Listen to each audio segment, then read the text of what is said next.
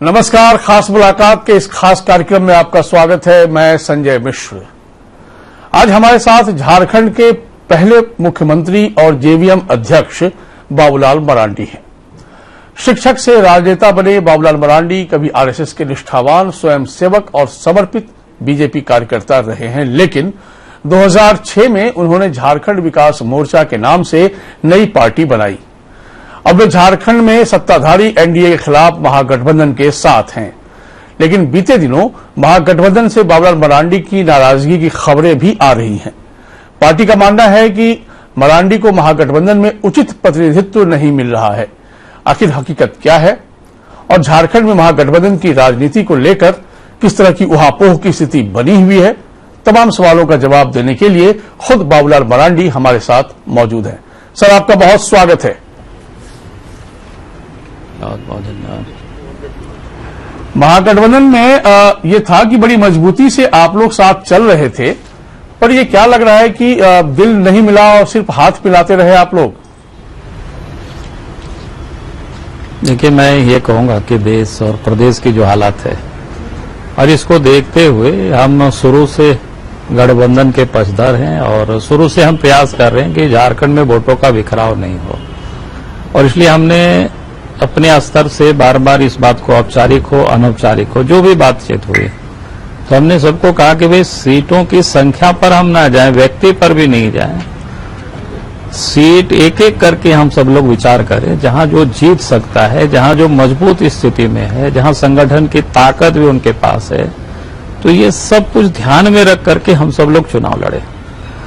और उस आधार पर हमने अपने ओर से कहा कि भाई हम जहां मेहनत कर रहे हैं, संघर्ष कर रहे हैं, तो गुड्डा है, कोडरमा है और चतरा है। हमने कहा कि भाई गठबंधन होता है, महागठबंधन होता है, तो हम इन 3 सीटों पर लड़ेंगे जहां हम मजबूत हैं।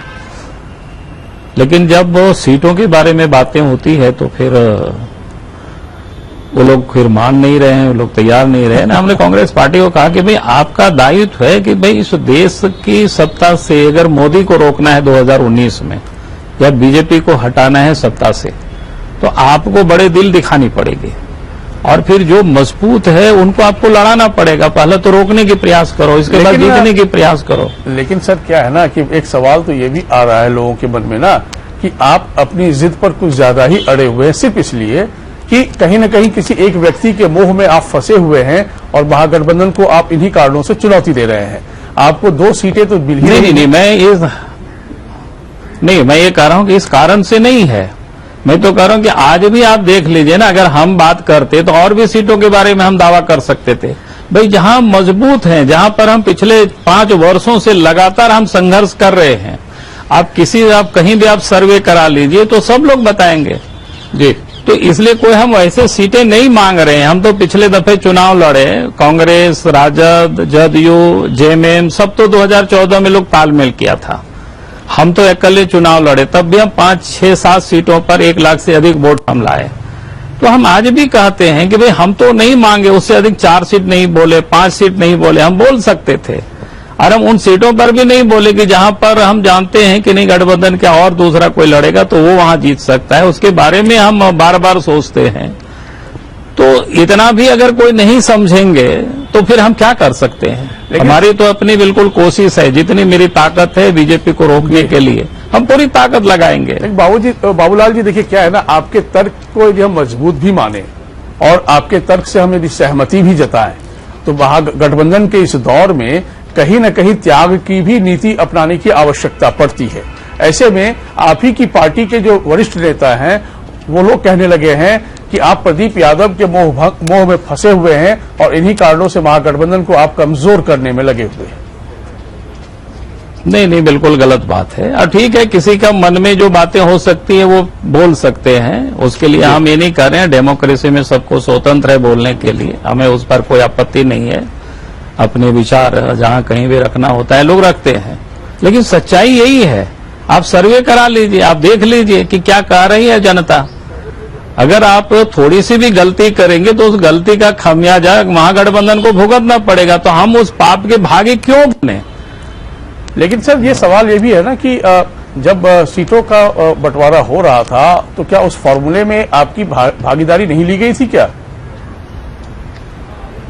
नहीं, जिस दिन बंटवारा हो रहा था उस दिन भी हमसे बात हुई।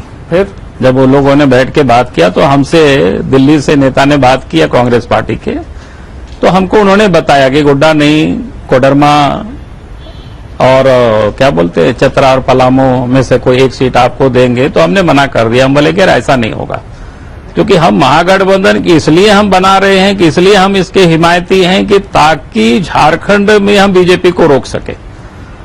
लेकिन आप जिस प्रकार से आप लोग तय कर रहे हो ये तो बीजेपी रोकेगी नहीं।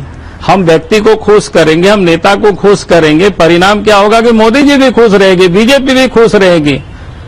तो भाई सबको हम खुश करने के लिए अगर हम गठबंधन तो नहीं कर रहे हैं, हम तो कर रहे हैं कि भाई जीतने के लिए हम लड़ाई लड़ रहे हैं कि भाई हम कैसे जीते एक एक सीट। लेकिन बाबूलाल जी आप पर तो आरोप ये लगा रहे हैं ना लोग, जो बाकी दल हैं, बाकी राजनीतिक हैं, वो कहते हैं कि आप किसी एक को खुश करने के लिए महागठबंधन को दुखी कर रहे हैं। देखिए, आरोप अगर उनको नहीं देना सीट है तो आरोप लगाएंगे ही, इसलिए हम उस आरोप से हम कोई विचलित नहीं है। क्योंकि हम राजनीति करते हैं तो आरोप लोग लगाएंगे ही, इसलिए हम उसके लिए नहीं है। हम अगर राजनीति करें झारखंड के लिए तो झारखंड के हितों को हम देखेंगे, झारखंड के हित किसमें सुरक्षित है उसमें हम बात करेंगे। अगर सब लोग ये कोशिश करेगा कि भाई हम ही को समाप्त करने की, तब तो ऐसा थोड़े होगा। कि हम तो लोगों से कहते हैं यार हम युद्ध भूमि में वीर गति को प्राप्त करना पसंद करते हैं, लेकिन इस प्रकार की हिच पिच हम नहीं बात करते हैं, हम स्पष्ट करते हैं। राजनीति में जब भी आपके नामों की चर्चा होती है, आपके नाम की चर्चा होती है, तो बड़े सम्मान के साथ तमाम दल के नेता लेते हैं, लेकिन जब स्थान देने का वक्त आता है तो फिर आपको क्यों लगता है कि आप ठगा ठगा महसूस कर रहे हैं? अरे हम तो बताने लगता क्यों है, बिल्कुल स्पष्ट है। हम बोले पिछले दफा चुनाव जीते तो बीजेपी वालों ने हमारे साथ ये किया, 6 विधायकों को लेकर के 6 साल से 5 साल से मामला को लटका के रखा हुआ है, फैसला नहीं दे रहा है। वो लोग बेईमानी कर रहे हैं, बीजेपी लगा जी जान से समाप्त करने की। तो आज मैं चाहता हूं कि नहीं साहब, इस देश की जो हालत पैदा कर दिया बीजेपी ने, मोदी जी ने, तो इसे हमें रोकना है। तो उसके लिए हमें बात करना चाहिए। तो उस पर ये लोगों का कुछ नहीं कि भाई नहीं ठीक है, ये भी खुद वो भी खुद। हमले ऐसे तो आप 14 में लड़ ही लिए थे, कहां हम रोक पाए मोदी जी को। तो ऐसा नहीं है कि हम तो बार बार सोचते हैं क्या आरोप जब जिसको नहीं देना होता है तो कुछ ना कुछ आरोप लगाते ही है। तो उस आरोप से हम विचलित नहीं होते हैं कि भाई चलो जो हमारा स्टैंड है, जो मैं देख रहा हूं, उसी गोड्डा जिला में अडानी के विरोध में आज भी हम संघर्ष कर रहे हैं। भाई किसानों से जोर जबरदस्ती जमीन सरकार ले रही है और उसमें प्रदीप यादव जी तो 5 महीनों तक जेल में रहे, अभी भी केस ट्रायल पर है। तो भाई अगर जो व्यक्ति लड़ता है जमीन पर, जो व्यक्ति संघर्ष करता है, अगर हम उसको जगह नहीं देंगे चुनाव के समय और उस समय हम ये कहेंगे कि नहीं साहब आप तो उनके पक्षधर हैं, तो हम निश्चित रूप से जो संघर्ष करने वाले हैं मैं उनको साथ देता हूं। लेकिन क्योंकि हम इस और जंगल जमीन के लिए हम संघर्ष कर रहे हैं। बाबूलाल जी इस सच को तो आप भी स्वीकारेंगे ना कि 2014 में जब चुनाव हुआ था उस वक्त गोड्डा में कांग्रेस नंबर 2 पोजीशन पे थी। फुरकान अंसारी, जिसको लेकर नाम चर्चा जोरों पर है कि वो उनको टिकट देने की तैयारी हो रही है, तो जो नंबर 2 पोजीशन को होल्ड करता हो वहां पर प्रदीप यादव के संघर्ष को आप सबसे ऊपर रखकर कहते हैं कि गोड्डा नहीं तो कुछ नहीं। नहीं, मैं ये कह रहा हूं ना, अगर आप 2014 की बात की, हम बोलना नहीं चाहते थे कि भाई 2014 में जब चुनाव हुआ तो कांग्रेस पार्टी, जेएमएम, राजद और जदयू 4 दलों ने मिलकर के चुनाव लड़े थे और झारखंड विकास मोर्चा तो अकेले चुनाव लड़ा था। अगर उसका भी आनुपातिक अगर आप देखेंगे तो मैं कह सकता हूं कि तब तो हमको अधिक वोट मिला है। तो इसलिए मैं इस बात की आज की तारीख में कोई उपयोगिता नहीं है। आज की तारीख में है आज कहां कौन मजबूत है, कहां किसको हम लोग जिता सकते हैं, इस पर बहस होनी चाहिए। तो फुरकान अंसारी का फिर क्या आप सोचते हैं, आपके पास आपकी दृष्टि में क्या विकल्प बचता है? नहीं, वही मैं बता रहा हूं कि हमने कांग्रेस पार्टी से बात किया। हमने कहा कि देखो फुरकान नेता हैं, लड़े हैं, लेकिन आज जीत की संभावना उस पर दिख नहीं रहा है। ऐसी हालत में हम लोग 2020 में उनको हम लोग राज्यसभा भेजे। ये बिल्कुल इससे बढ़िया और क्या रास्ता हो सकता है? सर एक बताइए, हमने कहा अगर हम ही को विधानसभा के लोग अधिक सीटें हमको देता, 30-32 सीट, तो हम तो अकेले घोषणा कर देते कि यार फुरकान जी से बात करते कि चलो भाई एक राज्यसभा भेजने के लिए 27 सीट होता है, 30-32 सीट हम लड़ते तो विधानसभा की तो उतना सीट हमको जीत जाते, तो हम उनको ऐसे ही भेज देते। हम तो इस राज्य में चाहते हैं कि मोदी जी को किसी प्रकार से रोकना, बीजेपी को रोकना, जो देश की हालत को जो ने खराब कर दिया है, इसलिए हम लड़ाई लड़ रहे हैं। सर, लोग तो ये कह रहे हैं ना कि मोदी जी को रोकना आप इतने जोर से बोल रहे हैं, उससे ज्यादा जोर आजमाइश आप प्रदीप जी को सम्मान दिलाने में लगे हुए हैं। मोदी जी को रोकने से ज्यादा प्रदीप जी पर सवाल नहीं है। देखिए प्रदीप जी का सम्मान ये नहीं है, सवाल है झारखंड की। भाई इस राज्य की जनता जल जंगल जमीन से पूरी आजादी के 70 वर्षों में कितने लोगों को उजाड़ा गया, और आज भी सरकार जबरदस्ती लोगों के ऊपर बुलडोजर चला रही है। कोई कहां जा रहे हैं, कहां कोई लोग संघर्ष कर रहे हैं? बड़का गांव में जाकर के देख लीजिए, एचईसी में क्या हुआ, बोकारो में क्या हुआ, सारे सीसीएल के एरिया में क्या हुआ। आज भी लोग वहां संघर्ष कर रहे हैं, लोगों को न्याय नहीं मिल रहा है। तो अगर आज कोई व्यक्ति हमारे साथ मिलकर के संघर्ष कर रहा है तो हमें उसको तो साथ देना ही पड़ेगा हमको। लेकिन एक आदमी के साथ देने के चक्कर में आप पर यह भी आरोप लगते हैं बाबूलाल जी कि आपके जितने भी पुराने नेता थे सबने आपका साथ छोड़ दिया।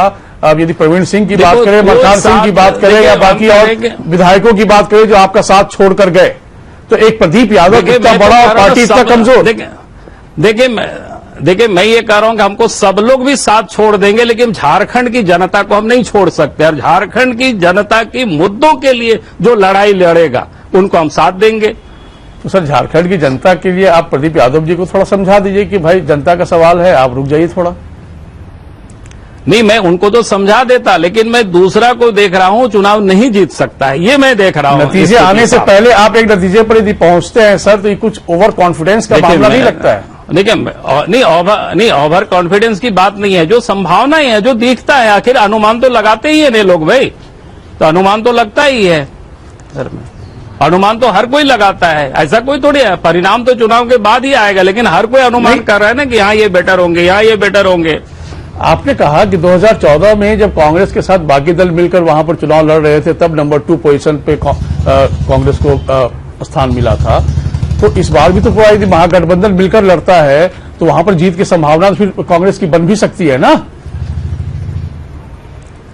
देखिए, हमने जितना सर्वे किया है, जितनी हमारे पास उसकी रिपोर्ट है, और मैंने उस आधार पर कहा, और मैंने कहा कि भाई हम चुनाव के लिए सिर्फ राजनीति नहीं करते, हम लगातार 5 वर्षों से संघर्ष कर रहे हैं।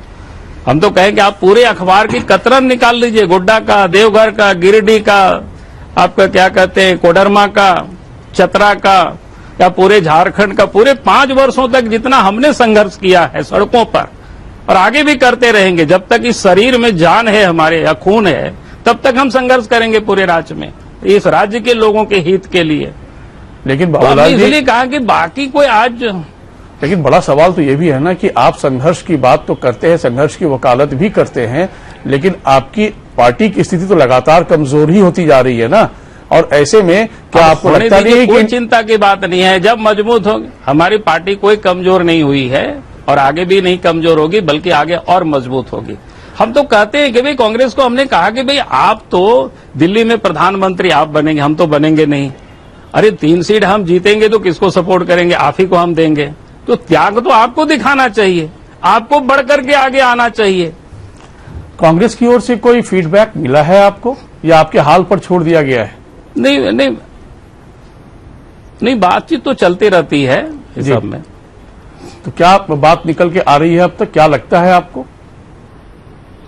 नहीं, अभी हम कुछ भी नहीं बता सकते हैं, जब आएगा तो बता देंगे। बाकी अपनी हम तैयारी कर रहे हैं, जितना हमको ताकत है, हमने पहले ही बोला, जितनी हमको ताकत है उतनी ताकत हम लगाएंगे बीजेपी को रोकने के लिए। तो बाबूलाल जी, यदि मान लिया जाए कि गोड्डा पर बात नहीं बनती है, तो ये तय माना जाए, आप क्या हेडलाइन दे रहे हैं कि आप महागठबंधन से अलग चुनाव लड़ेंगे? मैंने कहा कि हम तो गठबंधन को मजबूत करने के लिए अंतिम दम तक हम कोशिश करेंगे। तो इस समय तो कोशिश में सबसे बड़ी शर्त तो गोड्डा ही है ना सर?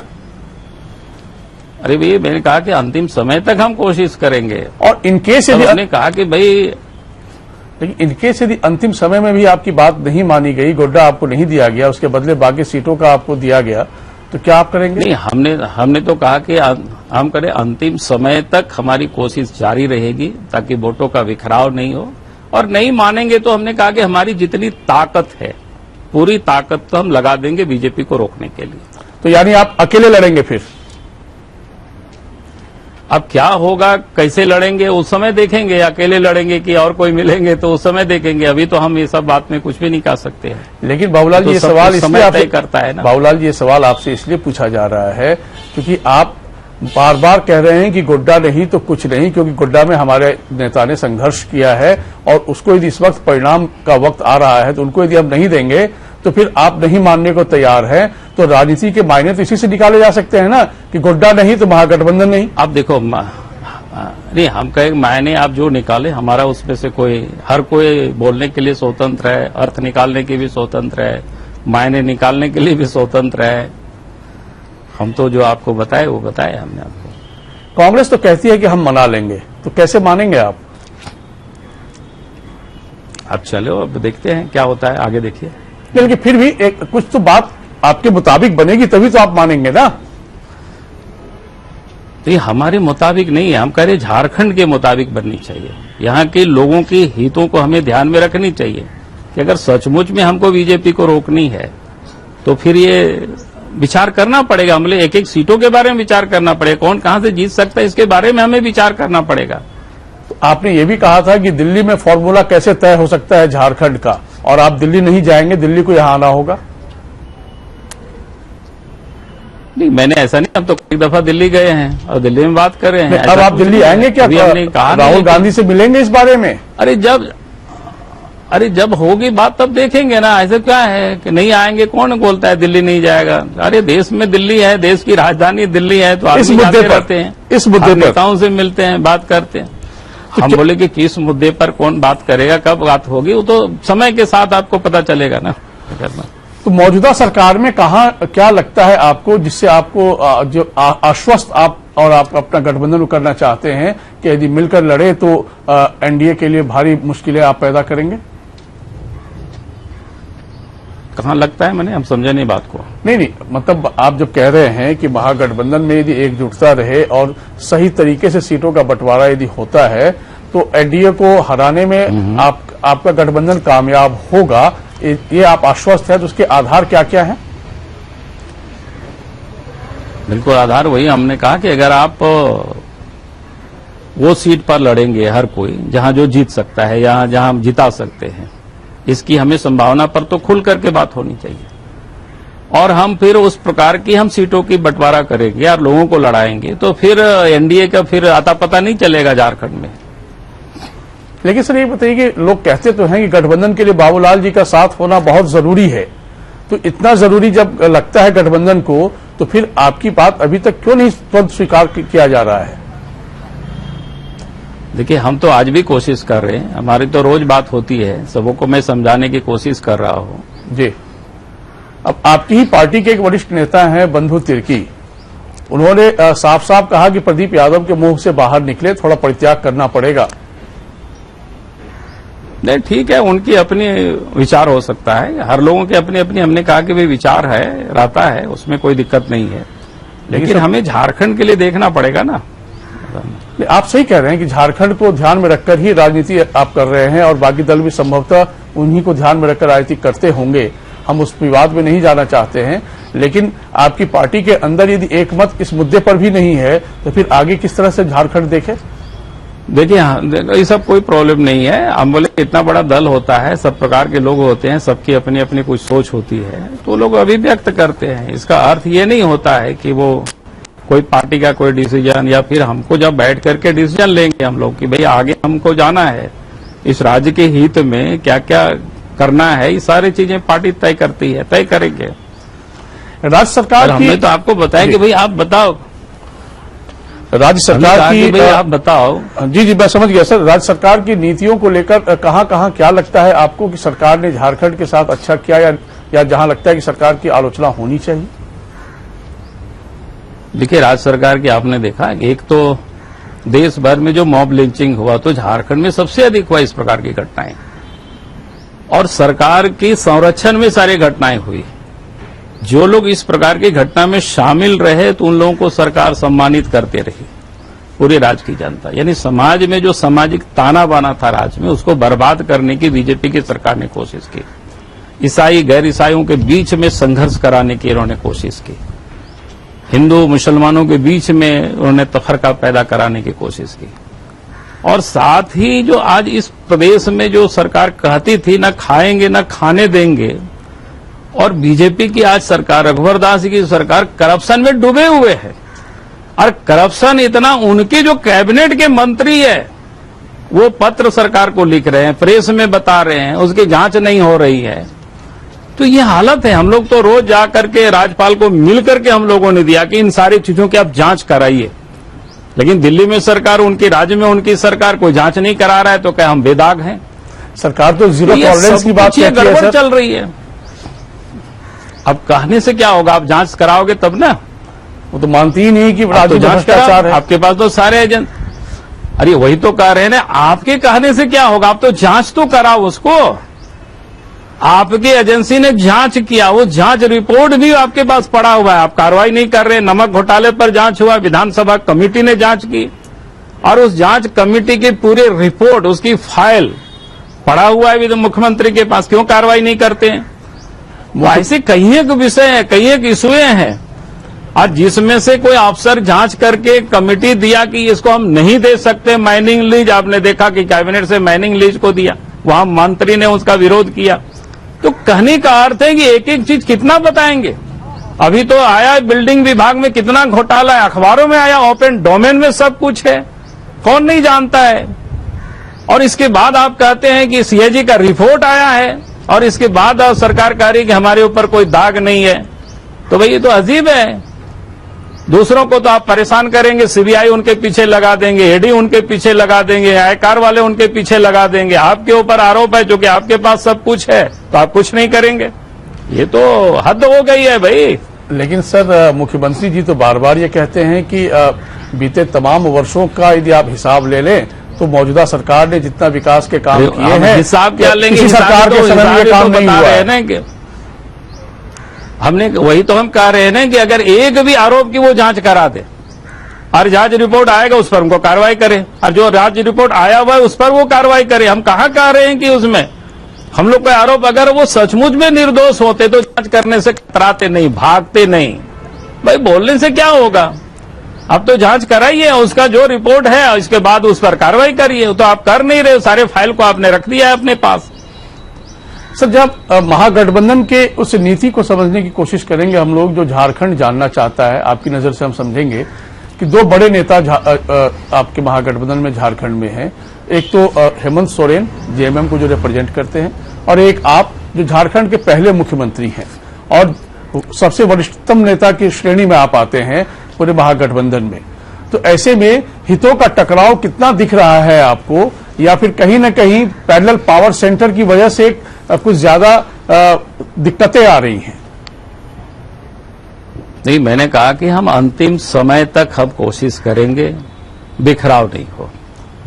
अब बाकी तो आगे हम नहीं बता सकते, हमारी अपनी ओर से कोई कोशिश में कमी नहीं रहेगी।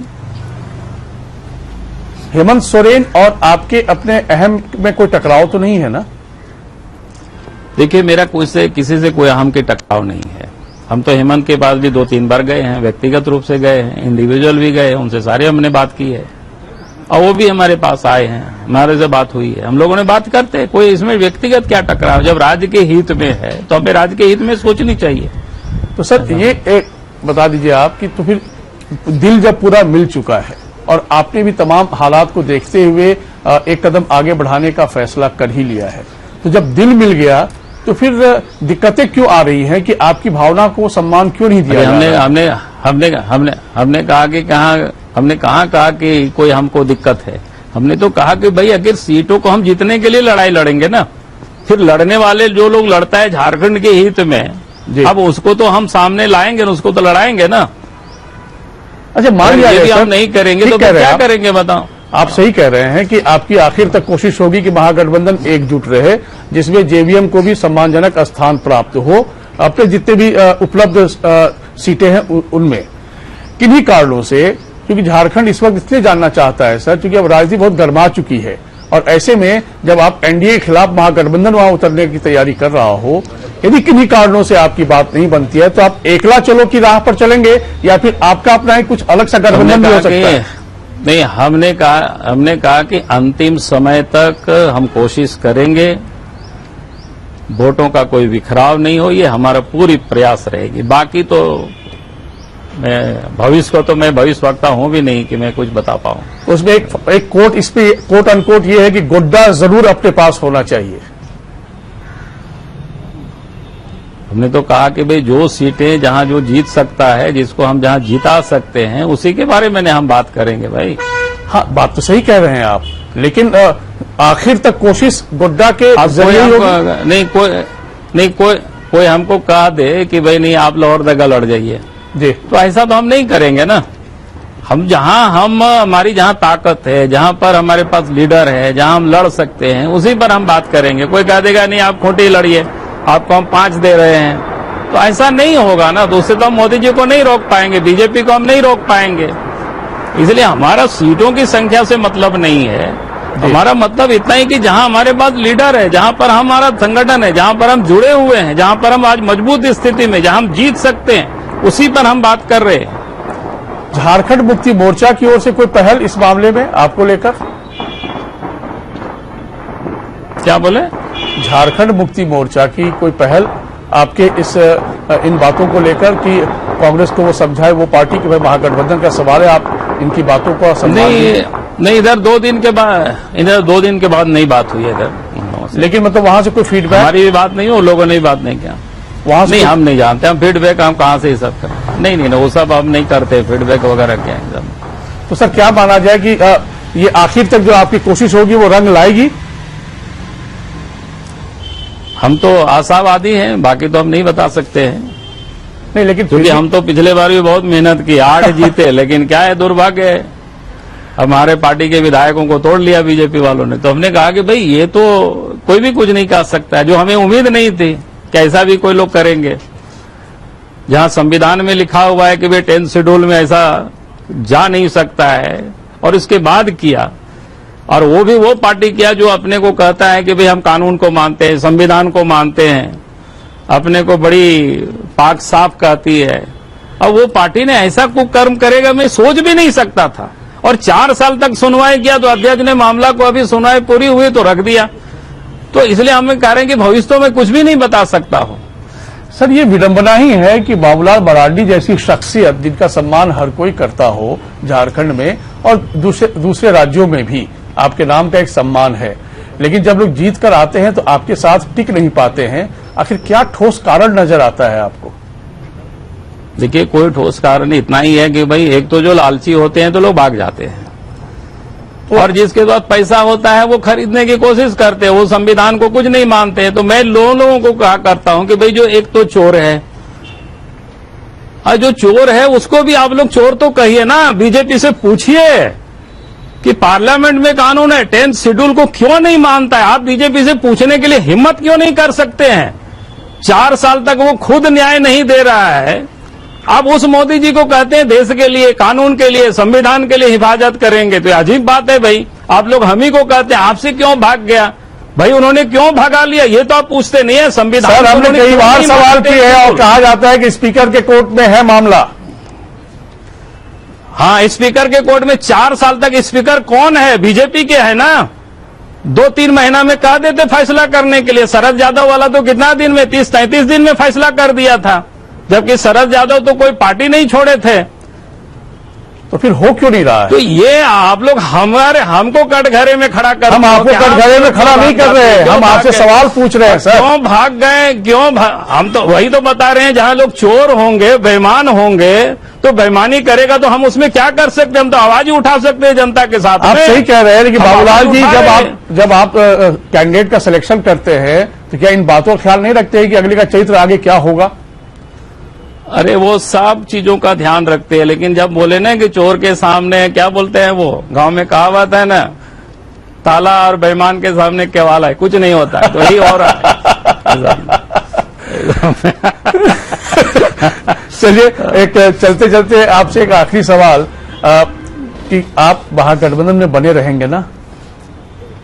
बार बार मैं पूछ रहा हूं। देखिए, हमारी तो पूरी कोशिश है, ये हमारी पूरी कोशिश है भाई। हम तो अपने ओर से हमने कहा कि भी कांग्रेस पार्टी को तो इतना त्याग करना चाहिए। मैं कह रहा हूं सचमुच में, क्या तो आपकी त्याग कोशिशों को करेंगे तो नमस्कार उनको कर रहे हमारे हैं? लगता है करेंगे? क्या बोले? आपकी इन कोशिशों को बिल्कुल नमस्कार करना चाहिए। अगर सचमुच नहीं, मैं कह रहा हूं कि अगर वो सचमुच में मोदी जी को रोकना चाहते हैं जी, तो कांग्रेस की पहला दायित्व ये कर्तव्य होना चाहिए कि पहले मोदी कैसे रोके, बीजेपी कैसे रोके, उसके लिए उनको देखना चाहिए। और उसमें अगर उनको कुछ त्याग करना पड़ता है तो करनी चाहिए।